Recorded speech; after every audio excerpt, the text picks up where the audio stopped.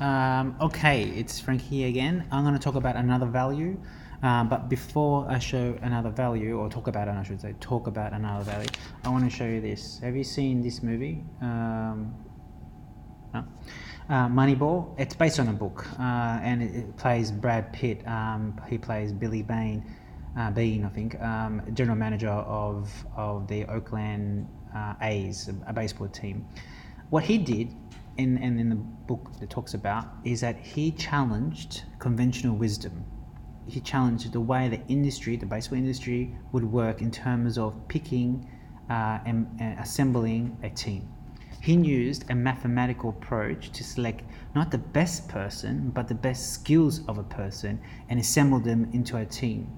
Now, he struggled a lot. He had to convince his stakeholders, the owner of the baseball team, and they were spending, thousands of dollars assembling this team. And they were losing, but they had to think differently. He actually, in the movie, will say, we have to, what is the problem we're solving? So he talks about that. He said, we're solving that they're buying expensive players on the hunch that they might work collectively as a team, So he challenged assumptions, and he was experimental. He said, I'm going to do a new approach to challenge those industry norms. And he assembled a team based on algorithms that selected the best skill sets. Nevertheless, when he started the team conservatively lost, and the manager, the baseball coaches, and the whole, team morale was low because they were losing and they didn't know what's happening. But he stuck to it. He stuck to it and ensured that what he believed was correct, and he continued to experiment. He continued to push forward and assemble his team, and so much so that after a tipping point, I think after game 11 or so, the team started to win 20 consecutive games in a row. Never been done, and as a result, what was amazing about this is that he won per game. They look at the cost of it per person, right? Per game, it cost them $240,000 to win per game.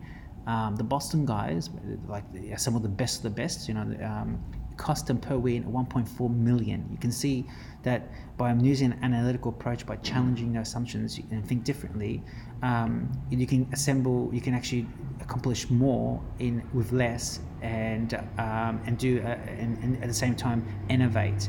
So that's what thinking entrepreneurial is about, and we talked about before in our induction. But thinking entrepreneurial is really about that. It's about challenging assumptions done by people that don't know more better than you or I, right? So challenge those assumptions, including us here when we're starting out as a company. But they experiment, because that's how you challenge assumptions. You test those assumptions through experimentation. It could be you install a new application, a new process, or a new way of coding, a new way of writing, a new way of communicating. It's all about experimentation to get a new way of delivering whatever the value you want to deliver to your team, to the company, to yourself. So think entrepreneurial is all about that, is challenging our assumptions, experimenting to test those assumptions, and to move fast. It's like, you don't want to spend time if it's not going to work out, but you want to have some impact, either to yourself, to the team, or the business. Positive impact, that is. So watch this. I'll put a link inside this video blog, whatever it is, of the scene that talks about this. And so go ahead and think entrepreneurial. Bye, guys.